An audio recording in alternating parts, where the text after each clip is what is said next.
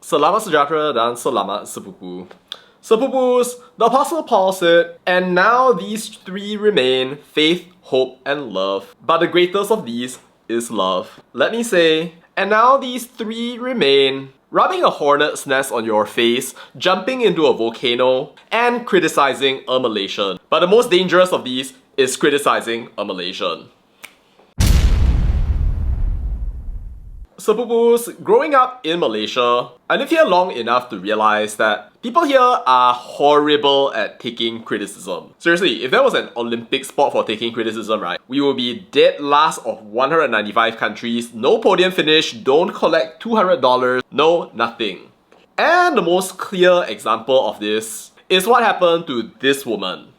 Basically, this tourist from Shanghai said that her KL trip experience was the worst travel experience that she'd ever had by far, and boom, scolding, cyberbullying, go back to China, not grateful, go elsewhere lah, why bother come to Malaysia? She want everything free of charges, sorry, this is not China land. This is their attitude whenever they travel. They should just stay behind their wall. And there you have it, Malaysians taking everything personally, thinking that just because somebody doesn't like your country, then that's an attack against you, your entire identity, your value system, who you are as a human being. Who hurt you, Sepupus? When I look at all these comments, right, I can confirm for a fact, right, like the vast majority of these people didn't actually pay attention to what she actually said. They don't actually know what she said. They didn't actually watch the video. So you know what? We're gonna do that right now. 吉隆坡是我旅游体验感最不好的一座城市，整个城市有很强的割裂感、慌乱感，南宁很严重，甚至还有言语上、行为上的冒犯，贫富差距很大，大多都很破烂，没什么玩的。割裂感就是它像一个比较落后的地方里，突然强行起来几座高楼，就只有双子塔和一两个商圈那里比较繁华，其他地方都挺破的。城市规划呀、城市建设很杂乱，毫无美感。慌乱感是因为整座城市噪音特别大，摩托车特别多，声音大到吓人，就连汽车的声音都很大，而且它的人行道修得很窄，我和我朋友走在路上基本上都是一前一后的走，两个人想并排走是很艰难的，并且走着走着人行道就没了，就要去找路走，身边都是飞驰而过的摩托车，真的超级没有安全感。它的南宁情况啊，一出门我以为我到了印度，一群男的直勾勾的看着你，甚至在双子塔那个商场里会有男的向我们吹口哨，嬉皮笑脸的，还把同伴往我们身上推。这还不是最夸张的，有一次我们路过一个躺在地上的流浪汉，人行道很窄，我朋友在我前面走，我朋友路过那个流浪汉的时候，我就已经看出来他有想戏弄我们的动机，所以当我路过他的时候，我就想走快一点，但是他居然站了起来，冲着我们大喊，甚至已经伸手了，我们撒腿就跑，他在后面很得意的笑。很吓人，除了几个打卡点没有什么了。其实打卡点也蛮无聊的，在麦当劳打卡点那里有直播的，专门来拍照的女生，举着手机在直播，脸上全是猥琐的笑，说了什么没听懂，但已经可以想象到她直播间里都是什么污言秽语了。还有一次我们打车去一个夜市，司机知道那个夜市关门了，他硬是憋着不说，给我们送到地方了。我问他这个地方就是周几几点关门吗？他说对呀，固定的时间，你们要是早一点来就好了，他们这些小贩都刚走。我请问呢，那个地方还不近，打车花了不少钱，最后只能再坐他的车回去。我真的很生气，我问他你知道怎么不早说呢？他就不说话了。而且最开始的时候，我朋友问他说会不会讲中文，他说会，然后继续和我们讲英文。吉隆坡只有一点好，就是酒店。感兴趣的后面可以出如何300多住上带无边泳池和双子塔拍照的酒店，房间设施等同于国内小1000的酒店。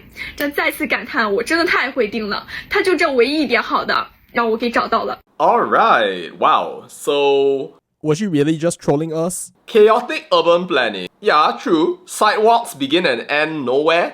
Also true. The city is not beautiful. Sure, look at some parts of Chowkit Road. Pavements disappear. Cars running by, absolutely 100% true. Anybody who has spent time in KL knows this. Then the sexual abuse thing, yeah, that's really weird. But it's actually a possible part of KL. What we see with this woman is actually a trend, right, that we can see in Malaysia.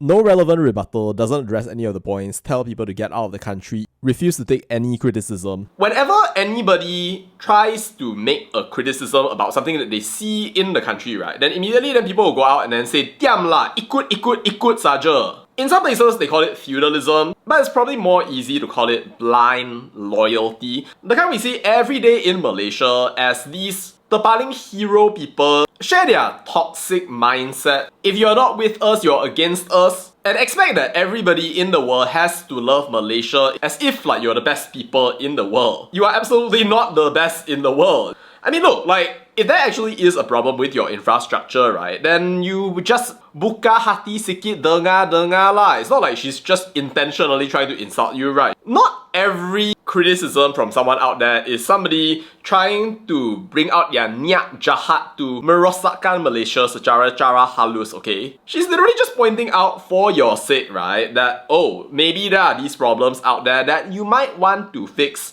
But somehow these people don't pay attention, they don't even listen to what's going on, or they end up like victim blaming, going on like, who asked you to wear so sexy? Asking for it. Because of your lack of attention, you are actually defending sexual assault, sketchy business practices, horrible infrastructure. This is not the way that you defend Malaysia. It is the way to make people think that Malaysians are petty, cannot listen to other people, cannot self-reflect, and instead of doing any of that, will go out and start abusing people for no good reason, even if they are not related to the situation at all. Of course, not everybody in Malaysia is like this, but like, it is actually a behavior that I see, right, across time, across space. Whenever I see Malaysians on the internet, right, if somebody criticizes the country, then immediately they will swarm out like hornets, right, and then just start cyberbullying the person into submission. You know, in this case also, like, it got so bad that the woman literally had to go out and apologize. And it makes me wonder, right, like, how much more would she have to apologize if they realized that she actually made another video, but this time praising Singapore instead? And you know, this raises a very important question. Why are Malaysians like this? If I were to guess, right, it's because the way that we are educated, the way that our culture is, it pretty much just feeds that environment of feudalism day in and day out. Usually the way that we are taught to navigate the schooling system is to memorize things, to refer to the textbook if you're not sure, not to debate, not to discuss. And we reward students based on how well they memorize and take in information to the point that if you so-called give a wrong answer, then that's like an indictment on your self-worth. There isn't really a culture of like self-reflection, of like what I did wrong, what the people around me did wrong, and how we can actually become better. If you are constantly just rejecting every single bit of criticism, you refuse to reflect, you refuse to look at your entire city as it falls further and further into squalor, right? Then how are you going to ever improve? If you cannot see your mistakes because you are so busy just scolding every single person under the sun who is willing and able to actually point out these mistakes, right? I wonder how the children, adults, policymakers, companies, organizations all around the country, right, are going to actually improve what they are doing if they cannot actually look inside themselves, tepuk dada, tanya selera, and then understand what is wrong with your approach. Criticism is not naturally good or bad, sepupus. Sometimes it's relevant. Sometimes maybe you will be tersinggung, sakit hati, heart pain. Sure, I don't deny that. But I think learning how to deal with criticism healthily, which is something that I'm learning even now, I don't think that I'm perfect or that I'm even very good at it, is something very important for our future as a country. And if not just the future of our country, right, then I think for ourselves as human beings. Because to advance, you really need to understand what people are saying about you, and from there to just be able to use that, right, to make yourself better. If not completely 100%, replace the Petronas Twin Towers or make them the Petronas Quadruple Towers, then at least to contribute to making a cleaner, better Kuala Lumpur, Malaysia and community around you in your own small way.